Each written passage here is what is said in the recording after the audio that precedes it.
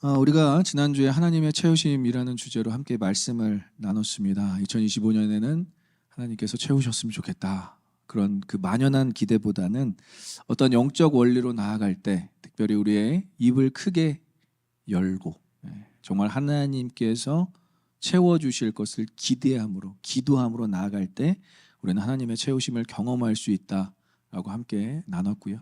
특별히 그 입을 크게 여는 그 준비 가운데는 갈급함이 필요하고, 그 다음에 하나님의 말씀을 사모함이 필요하고, 그 다음에는 하나님의 채워주신 그 놀라운 은혜에 반응하여 선포하는 것이 필요하다고 세 가지로 나누었습니다. 네, 참 오늘 제가 이 하나님의 채우심 1번을 준비하면서 이제 계속해서 여러분들과 함께 이렇게 하나님의 채우심에 대해서 말씀을 나눠갈 텐데, 준비도 있지만 또 그 준비 과정에서 발생하는 일들이 있을 거라고 생각해서 이 말씀부터 제가 한번 준비해 보았습니다. 하나님의 채우심의 결과, 하나님의 채우심의 결과는 뭘까요? 한번 따라해 보겠습니다. 만족함.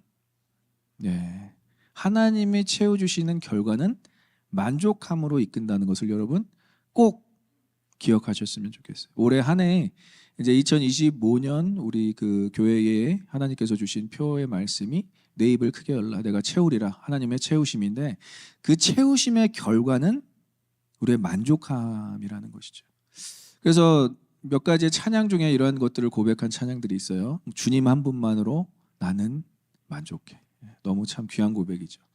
그리고 따스한 성령님, 우리에게 임하신 그 놀라운 그 따스한 성령님을 경험할 때 만족함을 느끼네 라고 고백을 합니다. 여러분들은 어떻습니까? 주님만으로 만족하십니까? 하나님만으로 만족하는 인생은 결코 우리가 원한다고 해서, 결코 우리가 막 바란다고 해서 이루어지지가 않고요. 하나님의 개입, 아까 하나님의 그 간섭, 우리 박정 간사님께서 참 기도하는 마음으로 멘트를 할 때 하나님이 개입하셨으면 좋겠다. 이 표현이 너무나 중요합니다. 하나님이 개입하실 때 우리에게 하나님이 채워지는 과정으로 인도하실 수 있고요. 그리고 하나님만으로 만족하는 결과를 누가 결과를 내시느냐? 하나님이 내실 수 있어요.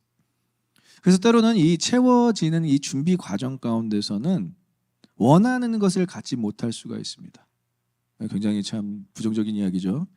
생각보다 또 원하는 것을 갖지 못할 수가 있는 것이 우리의 준비 과정 중에 있을 수 있고요. 그리고 우리가 의지했던 모든 것이 효력이 다 없어질 수가 있어요. 내가 정말 의지했던 사람, 의지했던 환경, 의지했던 어떤 뭐랄까요? 시스템, 이런 체제, 이런 것들이 아무런 효력이 없어질 수가 있어요. 준비하는 과정 중에서. 그리고 좀 안타까운 표현일 수도 있겠지만 가장 사랑하는 것을 사람이 될 수도 있고요. 아니면 물질이 될 수도 있고요. 근데 가장 사랑하는 것을 잃을 수도 있다는 것이죠. 그것이 하나님께서 만족감으로 이끄시는 방향이 될 수 있다는 거예요. 왜? 우리가 하나님만으로 채워지는 자녀라는 것을 깨닫게 하기 위해서 그렇습니다. 그래서 이러한 그 부정적인 과정 가운데 있어서도 결코 우리는 하나님께서 채우실 거라는 기대를 버리지 않아야 한다는 거예요. 하나님의 채우심의 결과는 만족입니다. 어떠한 만족이냐? 전인격적인 만족이. 그냥 단순히 육체적으로만 만족하고 정신적으로만 만족하는 게 아니라 전인격적으로 영적으로 만족하는 그러한 만족을 하나님께서 주신다. 그래서 만족하다라는 표현의 다른 표현은 부족함이 없는 상태. 이것을 누가 고백하느냐? 시편 23편 1절에 다윗이 고백합니다. 함께 읽어보겠습니다. 시작. 여호와는 나의 목자시니 내게 부족함이 없으리로다. 믿으십니까? 하나님께서 나의 인도자고 나의 목자시고 나를 이끄시는 분이라는 것을 느끼면 삶 가운데서 아무런 것도 부족함을 느끼지 못한다는, 이게 진정한 만족감이에요. 조금이라도 우리가 부족함을 느끼면 이건 만족했다라고 할 수가 없죠. 99%가 채워졌어도 1%가 채워지지 않았다면 그것은 우리가 만족이라고 할 수 없는데, 다윗은 하나님이 나의 목자셔서 내게 부족함이 없다. 100% 나는 만족한다. 근데 다윗이 이 시를 쓸 때는 만족할 게 하나도 없는 상황과 환경이었다라는 거예요. 제일 힘들었던 시기에 이 시를 적어 내려가고 있습니다. 왜냐? 하나님으로만 만족하는 인생이 되었기 때문에 그렇습니다. 그래서 오늘 본문에 등장하는 한나라는 여인도 그러한 갈급함으로 이제 본문을 시작하고 있어요. 왜냐하면 이 시대적 배경이 사사시대거든요. 이 사사시대에는 영적인 갈급함이 극에 달았던 시대입니다. 만약에 하나님을 조금이라도 신실하게 믿고 있는 사람들이었다면 이 갈급함은 이루 말할 수가 없었을 거예요. 왜냐하면 시대적으로 완전히 터럴 커럽션, 완전히 타락했기 때문에 그렇습니다. 마치 지금의 시대와 유사하다고 생각할 수 있어요. 하나님 없이 살아보겠다고 바둥바둥거리는 그러한 많은 사람들 속에서 신실하게 진실되게 자신의 믿음을 지키는 사람들은 갈급할 수밖에 없었다라는 거예요. 이것을 뭐라고 하느냐? 하나님으로만 채워져야 하는 사람이 등장하고 있다는 것이죠. 여러분들은 어떻습니까? 여러분들은 삶 가운데서 다른 것들로 만족하십니까? 그렇다면 이 시대에 하나님께서 드러내시는 사람으로 세워질 수가 없어요. 다른 것들은 좀 부족하더라도 하나님으로만은 만족하는 인생, 그 인생을 하나님께서는 찾으시는 줄 믿습니다. 저와 여러분들이 그런 사람이 되어야 한다는 거예요. 그래서 오늘 하나님께서는 이 한나, 또 한나의 가정을 집중하고 계세요. 주목하고 계셔요. 그리고 우리가 본문을 읽으면 알겠지만 한나는 지금 뭐 물질이 없는 편이 아닙니다. 남편이 레위 족속임에도 불구하고 물질이 어느 정도 있었고요. 그 남편에게 사랑을 받은 아주 beloved, 너무 사랑을 받는 여인임에 불구하고 채워지지 않는 갈증이 있었다는 것이죠. 근데 이것을 구약 시대에는 어떠한 표면적으로, 가시적으로 이걸 보여주지만 사실 이거는 영적인 문제라고 할 수 있어요. 한나가 경험한 갈급함은 영적인 문제였구나. 그럼 어떤 영적인 문제가 있을까요? 바로 생명에 대한 간절함이었어요. 잉태하지를 못하니까, 임신하지를 못하니까 이 생명에 대한 간절함이 있었는데 왜 이것이 영적인 갈급함으로 이어지느냐? 사사시대에는요, 여러분, 지금의 시대와 같이 포스트 모더니즘, 레이트 포스트 모더니즘과 같이 자기 소견에 옳은 대로 행하였어요. 그러니까 가정이라는 개념, 결혼이라는 개념, 제도가 완전히 무너져 있는 상태. 내 자녀를 낳고 건강한 가정을 이루고 싶다라는 그 간절함이 시대상으로는 반하고 있다라는 거, 완전히 반대되고 있다는 거. 근데 자녀를 갖든 안 갖든 그런 것이 아무나 상관이 없고, 첩을 얼마나 두든 많이 두든 적게 두든 이런 것들이 아무도 상관이 없고, 심지어 얼마나 성적으로 문란했는지 사사기의 마지막 부분은 우리에게 충격을 남겨주는 그런 장면들이 보여지고 있는데 그것이 우리의 시대와는 너무나 동일하게 닮았다는 것이죠. 그리고 또 다른 갈증이 있었는데 그것은 뭐냐? 일부 다처제에서 오는 갈증이 있었어요. 그 누구도 이것에 대해서, 일부 다처제에 대해서 불편함을 느꼈던 사람이 없습니다. 그러나 지금 한나의 가정에서는 이 불편함이 발생하고 있어요. 왜? 하나님께서 제정하신 결혼제도와는 완전히 다른 제도가 일부 다처제이기 때문에 그렇습니다. 그러니까 그것을 지적하고 가시는 거예요. 처음에 사무엘상이 시작되는 이 시점에서 하나님께서 통치하는 하나님 나라라는 주제라는 이 사무엘상에 등장하는 첫 이 장면에서 불편함을 제시하는 거예요. 불편함을, 생명에 대한 간절함과 하나님 결혼 제도에 대한 탁월성, 이런 것들이 우리에게 문제 제기가 되고 있다라는, 지금 세상이 잘못되고 있기 때문에 이러한 것에 갈증을 느끼는 한나가 있었고 그의 가정이 있었다라는 거예요. 그리고 최종적으로는 물질 만능주의에서 오는 허무함을 느꼈어요. 이 한나의 남편 엘가나는 이 한나를 위해서 물질적으로 너무나 잘해줬어요. 아이를 갖지 못하는 그 상태에 있는 그 자신의 아내를 최선을 다해서 잘해줬어요. 그러나 그것도 참 남편 귀하다, 엘가나 참 너 멋지다라고 볼 수 있겠지만 물질 만능주의, 물질이면 다 된다라는 아니라는 생각을 가진 사람들이 대부분이었다라는 거예요. 심지어 이 엘가나라는 사람은 레위 족속 제사장 가문의 출신임에도 불구하고 물질로 이것을 해결하려는 모습이 우리에게 보여지고 있어요. 8절이 바로 그런 모습이에요. 나로 만족할 수 없느냐, 내가 당신을 이렇게 사랑하는데 내가 자녀가 없는 당신을 이렇게까지 내가 잘해주는데 나로 만족할 수는 없겠느냐 하며 8절이 마무리가 되고 있는 것이죠. 그래, 이것이 그냥 단순히 다 그런 일반적인 가정적인 문제가 아니라 이것이 바로 영적인 문제라는 거예요. 우리도 동일하게 느끼는, 우리의 삶 가운데서 우리도 역시 동일하게 느끼는 영적인 고찰과 시대적 마찰을 통해서 하나님께서 이끄시는데 뭘로 이끄시느냐? 하나님만으로만 만족하는 인생으로 우리를 이끌어 가신다라는 거예요. 그러니까 하나님만으로 만족하는 인생을 우리가 이끌어 가실 때 우리는 괴로워요. 그래서 저는 여러분들을 격려해 드리고 싶어요. 막 나무래고 싶지는 않아요. 제가 이 강단에서 막 여러분들을 호통치고 싶지 않아요. 여러분 잘 해내고 있습니다. 이 시대 가운데 하나님 붙잡고 살아간다는 것 결코 쉽지 않아요. 우리 한번 옆 사람에게 인사하겠습니다. 잘하고 있어요. 잘하고 있습니다. 잘하고 있습니다. 진심을 담아서 조금 잘 인사를 해주세요. 잘하고 있습니다. 잘하고 있습니다. 이런 영적 고찰, 시대적 마찰을 통해서 하나님만으로만 만족하는 인생으로 인도함을 받는 것, 이것이 축복이라는 거예요, 여러분.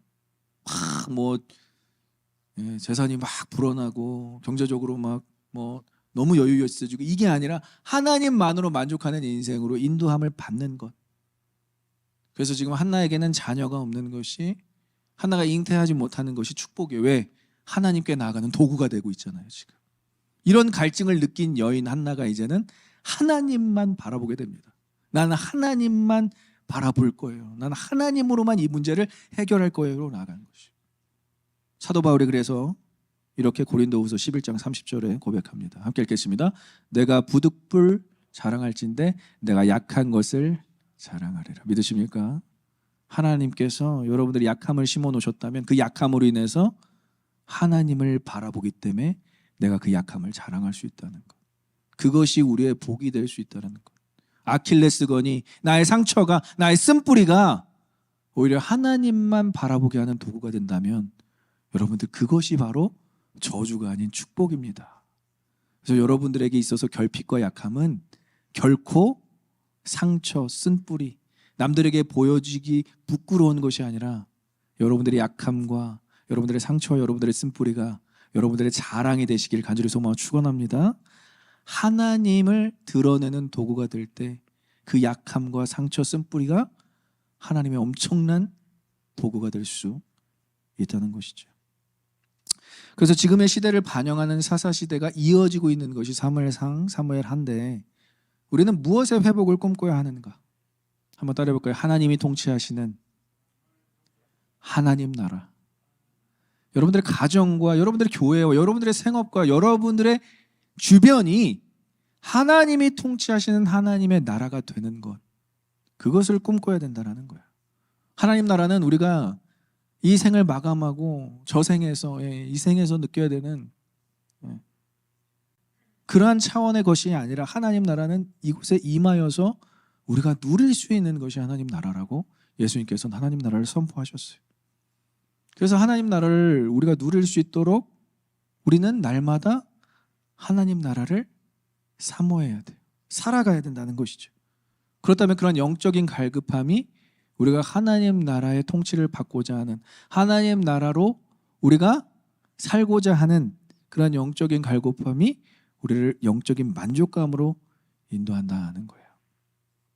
그래서 여러분들의 갈급함이 오히려 여러분들의 만족감이 될 수 있다는 것, 그것을 꼭 기억하셨으면 좋겠어요. 그럼 하나님만으로 만족하는 삶의 그 준비 과정 가운데서 어떠한 것들로 준비시키시느냐, 우리는 이것을 반드시 알아야 합니다. 왜냐? 우리도 역시 하나님만으로 만족하는 인생으로 살기 위해서. 첫 번째 준비 과정은 따라해볼까요? 예배입니다. 예배. 우리 3절을 다시 한번 같이 읽겠습니다. 이 사람이 매년 자기 성읍에서 나와서 실로에 올라가서 만군의 여호와께 예배하며 제사를 드렸는데, 이 사람이 누구죠? 한나의 남편 엘가나예요.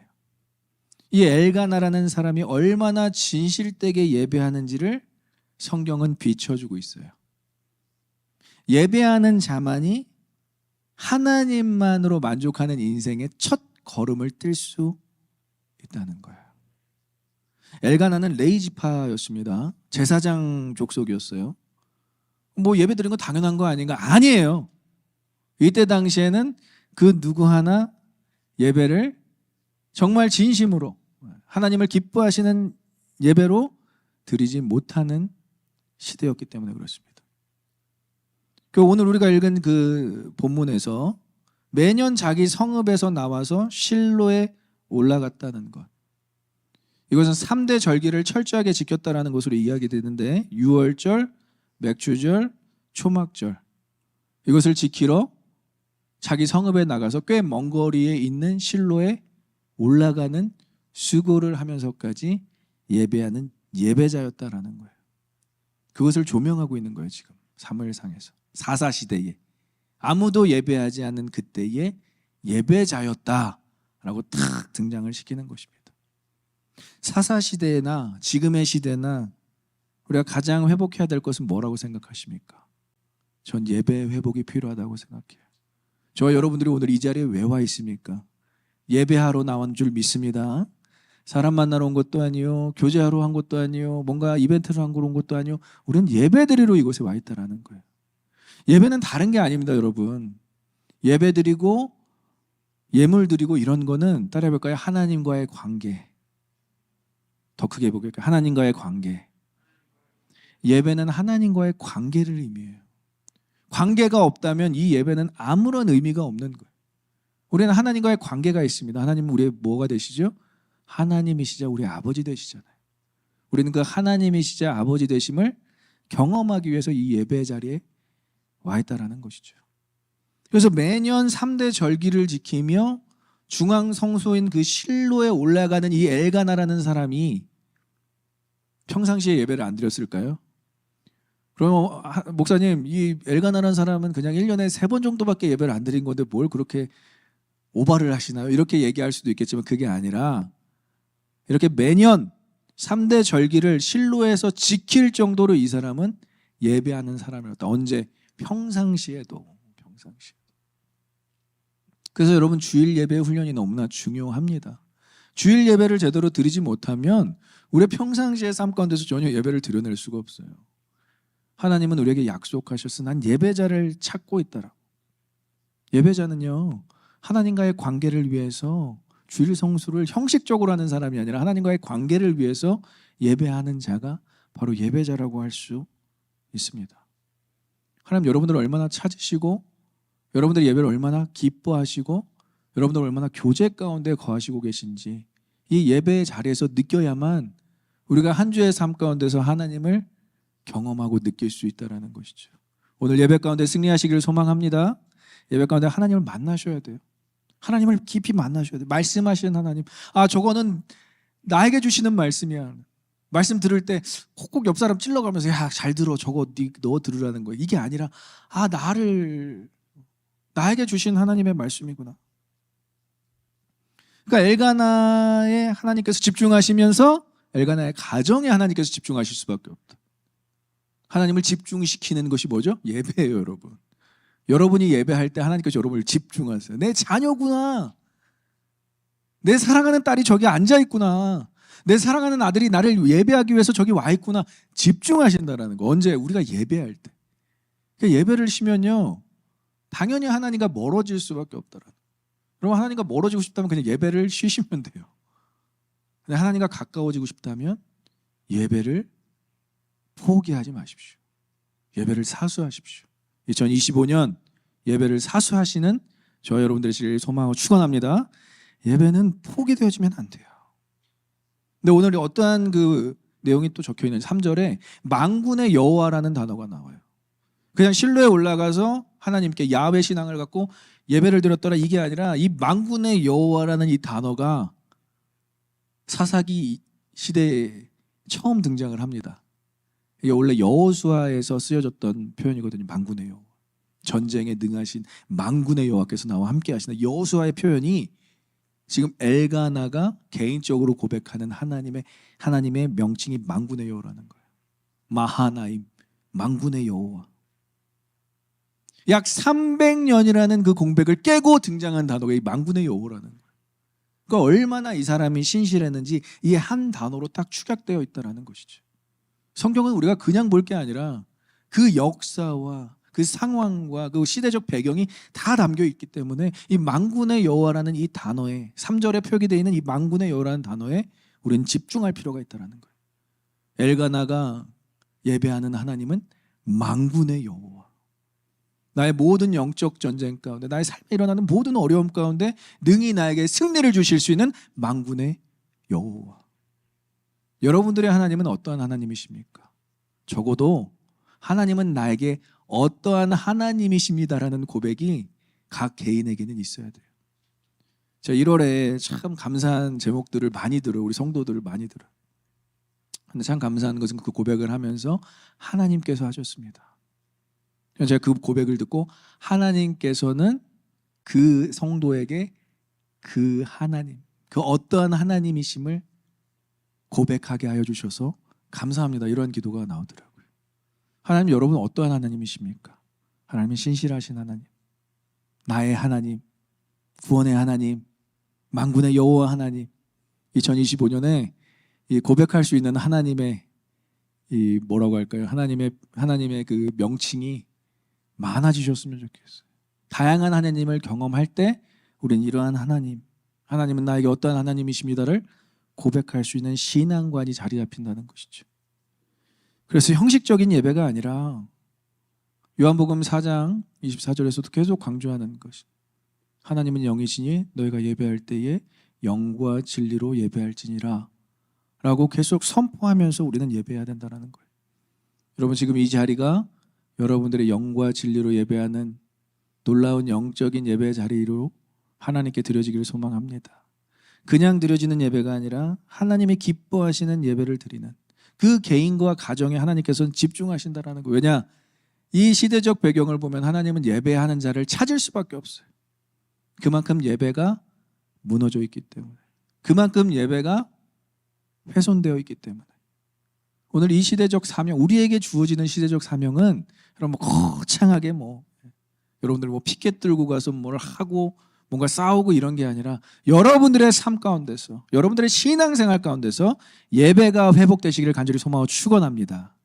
2025년 예배만 회복돼도 여러분들의 삶 가운데서 놀라운 일들이 일어날 수 있어요. 한번 따라해볼까요? 예배가 회복돼야 한다. 이것이 여러분들의 표가 되길 소망합니다. 하나님과의 관계가 회복되면 it's done. 다 괜찮은 거예요. 근데 하나님과의 관계가 흐트러지면, 하나님과의 관계가 정립되지 않으면 아무리 하나님께서 채워주셔서 빈틈이 생긴다니까요. 하나님이 빈틈이 있으셔서 그러지 우리의 통로가 빈틈이 생겨서 그것이 다 새어나가는, 아무리 하나님이 채워주셔도 그것을 우리가 느낄 수 없는 그런 어려움에 처할 수 있다는 것이죠. 예배, 여러분 예배 너무나 중요합니다. 하나님의 채우심을 경험하고 싶은 분들은 예배를 포기하지 마십시오. 하나님의 채우심을 경험하고 싶습니까? 하나님의 채우심을 2025년 경험하고 싶다면 여러분 예배를 회복하시고 예배 가운데 승리하시는 저와 여러분들이 되셔야 한다는 거예요. 자, 두 번째 준비 과정은 갈등입니다. 갈등. 본문 4절부터 8절까지의 내용을 보면 갈등이 이제 심화됐다라는 것을 우리가 알 수 있어요. 반전이죠. 예배를 드리고 하나님과의 관계가 너무나 좋은 이 엘가나의 가정에 지금 만사형통이 아니고 막 승승장구가 아니고 지금 갈등이 생겨나고 있어요. 갈등이 왜 유발이 되었을까요? 가만히 우리가 본문을 들여다보면 지금 한 집안에 두 여인이 있다는 것이죠. 이게 원초적인 문제였다라는 거예요. 자녀 출산의 문제는 그 다음 문제고 지금 한 집안에 두 여인이 갈등을 일으키고 있다는 거예요. 이거는 하나님의 방법대로 살지 않는 하나님의 백성 혹은 하나님의 자녀가 느낄 수밖에 없는 갈등이라는 거예요. 이것을 우리는 피할 수가 없어요. 하나님께서는 그 갈등을 오히려 드러내십니다. 왜? 잘라내기 위해서, 수술하기 위해서, 해결하시기 위해서. 그래서 자녀가 있는 분인나가, 엘가나를 통해서 자녀가 있는 분인나가 무자인, 자녀가 없는 한나의 마음을 격동하게 하는데 언제 때마다 절기 때마다 여러분 매년 절기를 드렸다라는 것은 그 절기 때 그 남은 음식들이 있습니다. 그것을 분깃이라고 하는데 그 분깃을 갖고 가족들하고 파티를 열어요. 절기 때마다. 얼마나 행복한, 얼마나 평화로운, 얼마나 감사한 시간이었을까요? 그런데 그때마다 싸움이 끊이지 않았다라는 거예요. 문제의 원인은 두 여인의 성격 차이였을까요? 두 여인의 상황 차이였을까요? 아니에요. 하나님께서 개입하신 거예요. 예배하는 가정, 예배하는 개인에게는 하나님께서 개입하시는데 하나님의 방법이 아닌 것을 드러내시는 거예요. 갈등을 유발시키는 거예요. 누가? 하나님이 허락하시는 거예요. 그러니까 이 문제를 해결하고 가지 않으면 더 이상 하나님이 그 삶 가운데 그 가정에 일하실 수가 없는 거예요.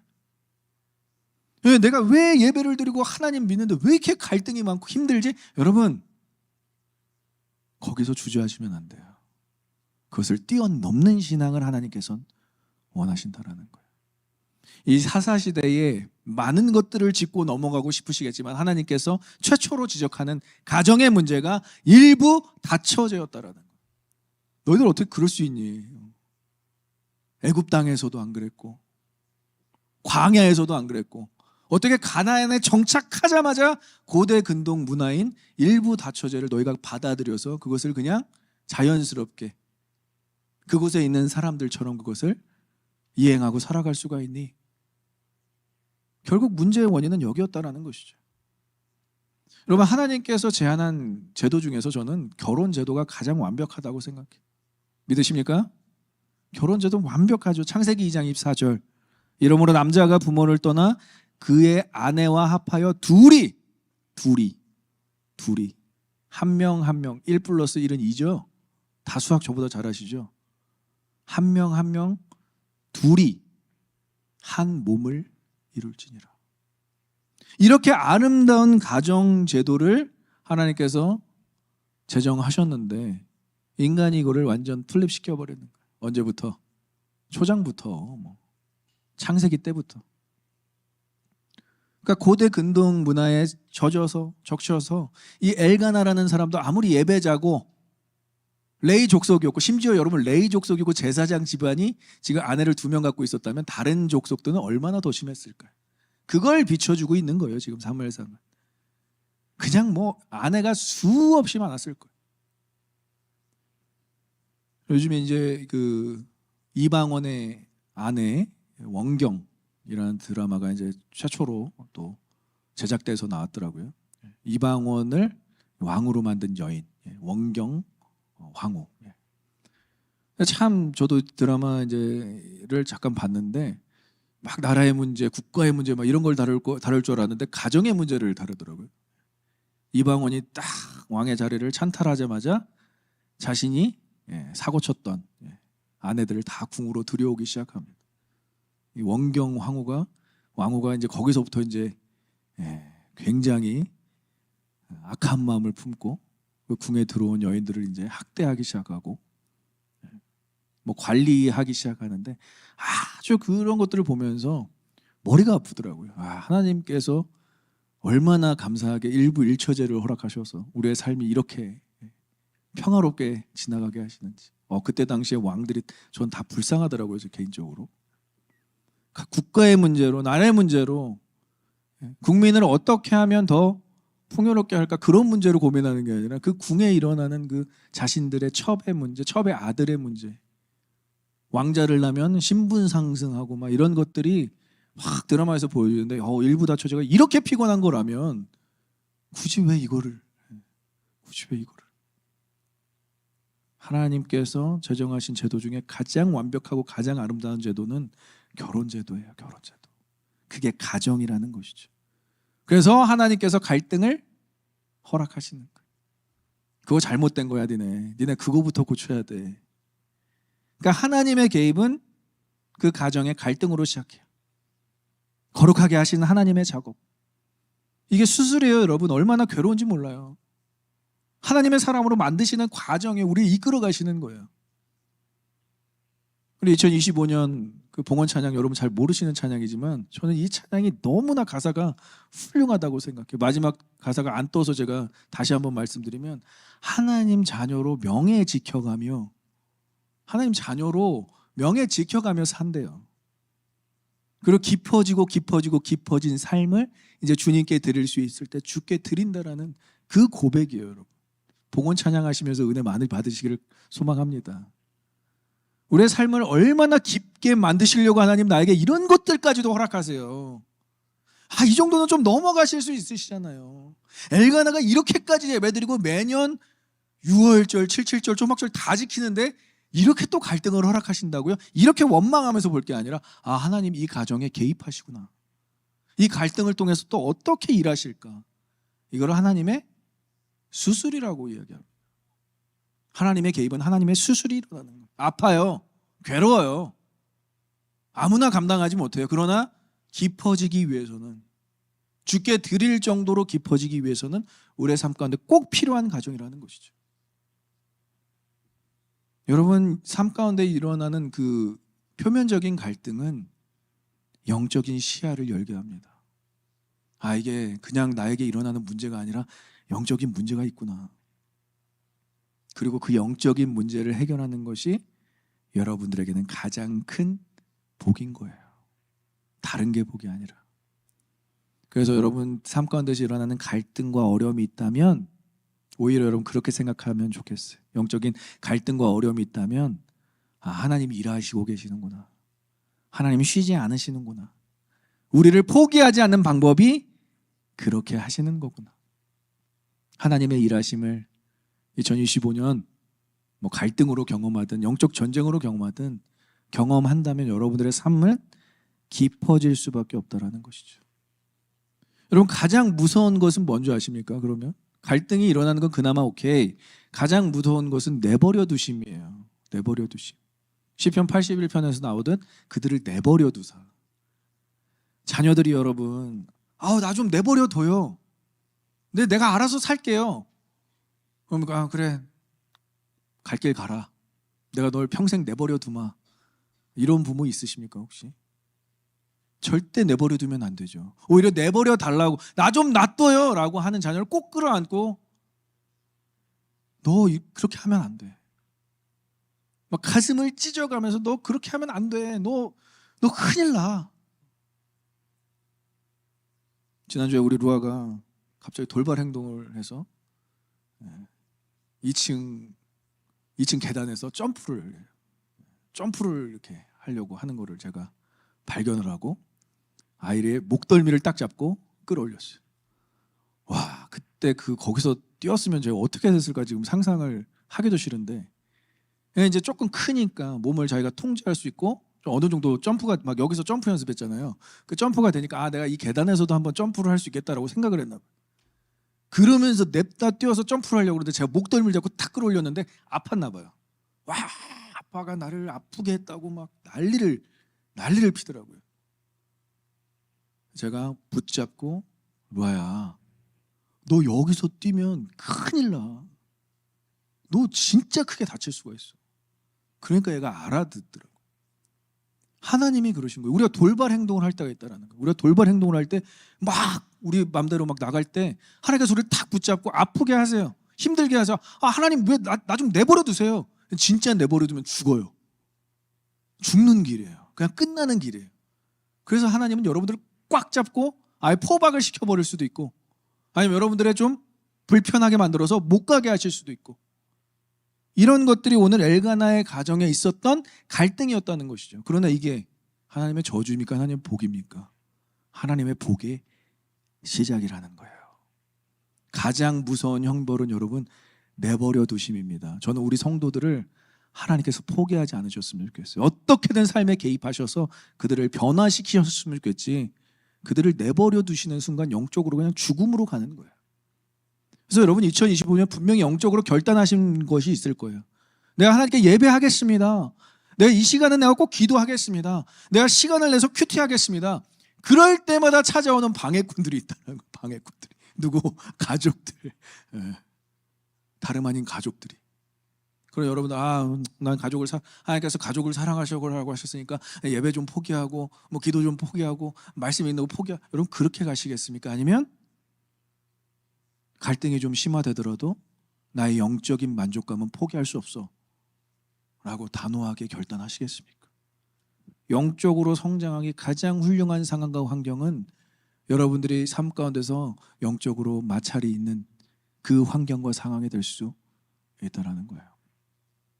오늘 제가 여러분들에게 좀 무거운 주제를 던지는 것은 여러분들이 이 준비를 하셔야 여러분들의 하나님의 채우심에 한 걸음을 떼어갈 수 있다는 것이죠. 말씀을 맺겠습니다. 사사시대의 반전을 준비하셔요. 하나님은. 왜냐? 시대적으로 악하기 때문에. 그리고 반드시 하나님의 사람을 지금 세우시고 만들어 가실 거예요. 그것을 우리는 기대하게 됩니다. 그럼 우리가 흔히 생각할 때 하나님의 역사, 하나님의 반전은 하나님의 백성들에 대한 심판, 엄중한 심판이죠. 구약시대에 불로서 다 쓸어버리시고 홍수로 다 쓸어버리시고 이런 모습을 생각할 수 있고요.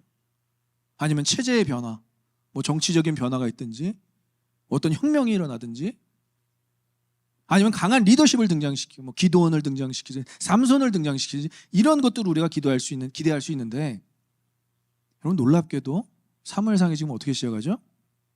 하나님의 반전이 어떻게 시작하죠? 한 가정의 일상에서 시작하고 있다. 한 개인의 일상에서 시작하고 있다. 여러분 시대가 악하다고 해서 우리까지 영향받을 필요가 없다는 거예요. 이 시대가 아무리 급변했다고 해서 우리까지 거기에 쓸려갈 필요가 없다는 거예요. 정치, 경제, 문화, 심지어 종교가 타락한 이 사사시대에서도 하나님은 예배하는 가정을 주목하셨다. 하나님은 예배하는 가정의 일상을 집중해 보고 계셨다는 거예요.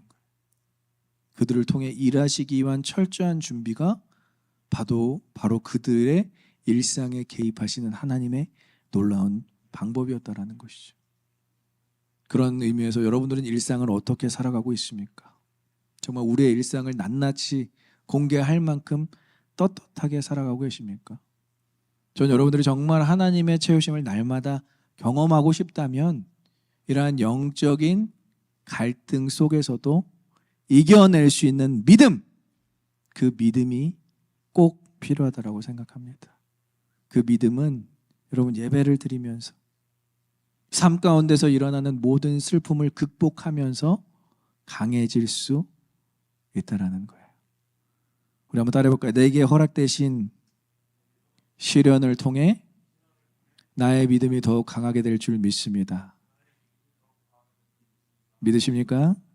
여러분들의 일상이 아무리 어렵고 힘들어도 하나님께서 그 일상에 개입하셔서 여러분들을 변화시켜 가시고 여러분들을 새롭게 만들어가 계시고 특별히 예수 닮게 만드시는 과정이라면 갈등을 갈등이라고 생각하지 말고 어려움을 어려움이라 생각하지 말고 시련을 시련이라 생각하지 말고 채워지는 과정이구나. 하나님께서 나를 2025년에 얼마나 채우실까 기대하게 만드는 과정이었으면 좋겠습니다.